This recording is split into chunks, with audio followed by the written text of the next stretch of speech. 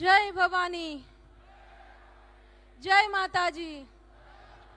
સૌથી પહેલા તો એક દીકરી તરીકે આજે સભા છે મારી સામે એના ઓવારણા લઉં છું અને માં ભગવતીને એવી પ્રાર્થના કરું કે આપણો જે આ સંપ છે, મારો સમાજ જે અહીંયા એકઠો થયો છે, એને કોઈની નજર ન લાગે।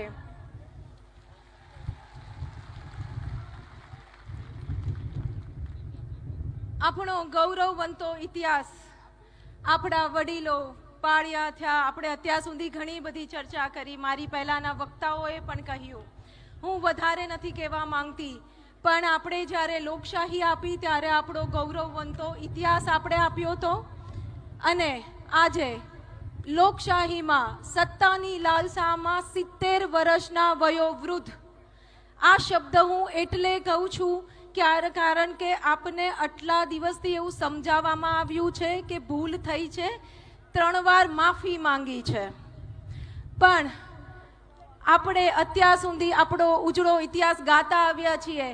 અમારી છેલ્લે જ્યારે સંકલન સમિતિની જામનગર મીટિંગ થઈ ત્યારે કદાચ મારા મોઢે એમ જ શબ્દો બોલાઈ ગયા હતા કે ક્યાં સુધી આપણા દીકરાને આપણે મહારાણા પ્રતાપની વાતો કરશું, ક્યાં સુધી શિવાજીની વાતો કરશું, ક્યાં સુધી રાણી લક્ષ્મીબાઈની વાતો કરશું, જીજાબાઈની વાતો કરશું।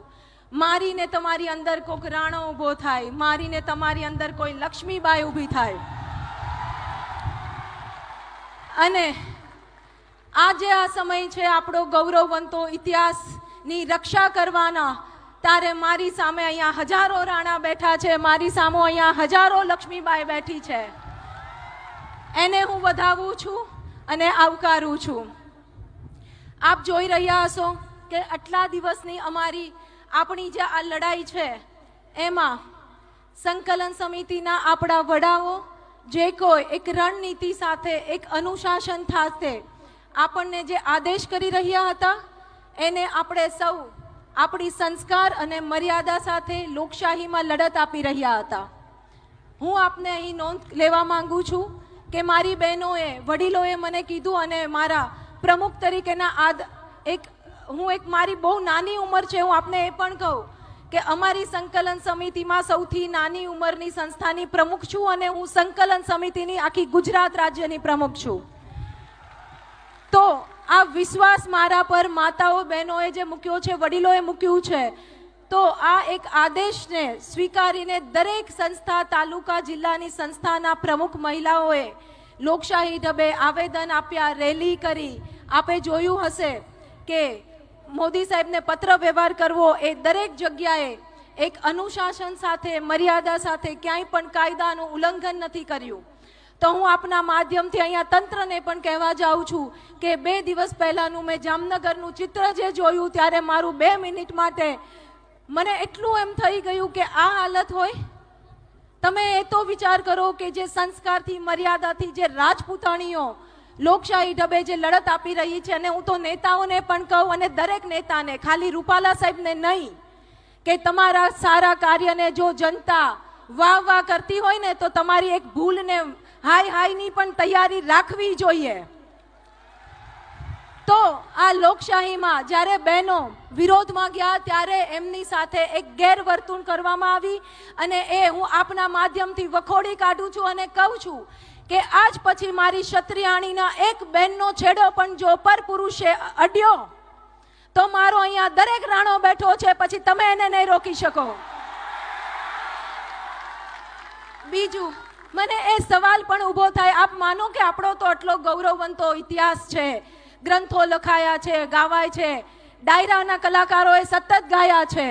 બીજી એક રિક્વેસ્ટ પણ આપ સૌને કહું છું, ભલે કડક શબ્દો લાગે, ખરાબ શબ્દો લાગે, આપના અંગત સ્વભાવ, પરિવારના સંબંધો હશે, પણ હવે ક્યાં પૈસો ઉડાડવો અને ક્યાં નહીં તમને ખબર હોવી જોઈએ। આપણે આપણા ઇતિહાસને સાથે લઈને ચાલ્યા છે। મને બીજો પ્રશ્ન એ પણ 18 વર્ષની સ્ત્રીનો પણ થાય, કારણ કે હું એક સામાજિક કાર્યકર છું। આપણે તો આટલું લડ્યા, આટલો મીડિયાનો સપોર્ટ, આપણે નથી સેન્ટ્રલ સુધી પહોંચતા, મવડી મંડળ સુધી પહોંચતા એવું નથી, છતાં પણ આપણો અવાજ જો એમને ધ્યાનમાં ન આવતો તો આપ વિચાર તો કરો કે એક વ્યક્તિગત કોઈના અત્યાચારની જ્યારે ભોગ ગુજરાતની દીકરી બનતી હશે ત્યારે કોણ એને સાંભળતું હશે? આ વસ્તુ પર આપણે વિચાર કરીને મારીને તમારી ફરજ છે. આપણે જ્યારે રાજ કરતા ત્યારે બધાયના ન્યાય માટે લડતા. આજે ભલે રાજની તાકાત નથી, પણ ન્યાય માટે તો લડવાનો આપણો અબાધિત અધિકાર છે.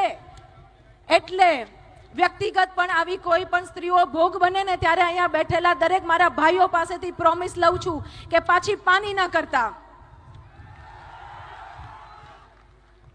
હવે બીજી વાત એ પણ અમને ઘણા દિવસથી સમજાવવામાં આવ્યું, આપણે સૌને સમજાવવામાં આવ્યું કે મોદી સાહેબનું જે હિન્દુત્વનું સ્વપ્ન છે અને આ એક ટિકિટ છે, એક રૂપાલા સાહેબ છે,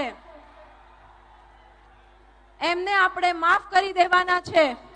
હવે મુખ્ય વાત જે આપ સૌને કહું છું અને આપ સૌ આના પર નોંધ લો. આપણે સૌ જાણીએ છીએ એટલા દિવસથી આપણને જે કહેવામાં આવ્યું, આપણા જ સમાજના બીજા ભાઈઓ, આપણા જ એમને ક્યાંક ને ક્યાંક આપણને સમજાવવામાં મોકલવામાં આવી રહ્યા છે. તો આપ સૌને હું એ પણ વિનંતી કરું છું કે એમની કોઈક મર્યાદા આવતી હોય. બાકી એમનું ગોત્ર તો આજ છે જે તમારે ને મારું છે.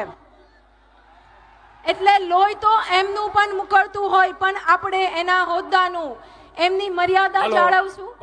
મીડિયા સિવાય બીજા જે સ્ટેજની આગળ પ્લીઝ જરા જતા રહેજો પ્લીઝ. મીડિયા સિવાય સ્ટેજ વાળા જે બાજુમાં છે ને પ્લીઝ નમ્ર વિનંતી કે ભાઈ સહકાર આપો પ્લીઝ.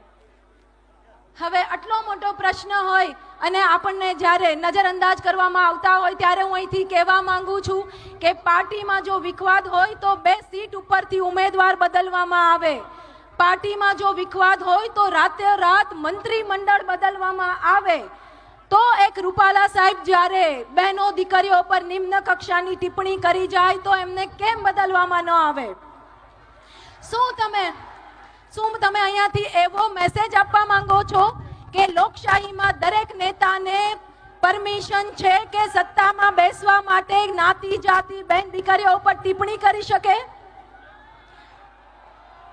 બીજું, અહીં મારી સાથે ઘણા બધા એવા હશે કે જે મોદી સાહેબના ચાહક હશે અને બહેનો દીકરીઓ પર અહીંયા પ્રશ્ન આવ્યો છે ત્યારે આવીને ઉભા રહ્યા છીએ. અત્યારે ગામે ગામે મેં ભી મોદી કા પરિવાર એક મુહિમ ચાલે છે. તો હું અહીંયાથી આ માધ્યમથી કહેવા માંગુ છું કે મેં ભી મોદી કા પરિવાર, અને હવે મોદી સાહેબના બહેનો દીકરીઓ પર ટિપ્પણી થઈ છે તો મોદી સાહેબ શું જવાબ આપશે?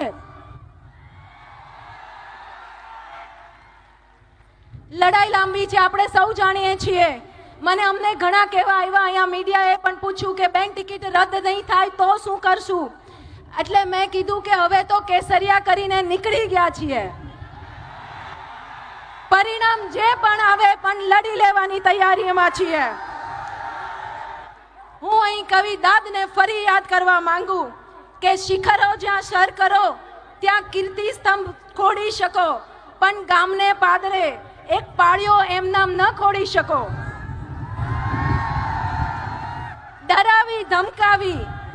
ડરાવી ધમકાવી ઇન્સાનના 2 હાથ જોડાવી શકો, પણ પહેલા કેસરીના 2 પંજાને એમ ના જોડાવી શકો.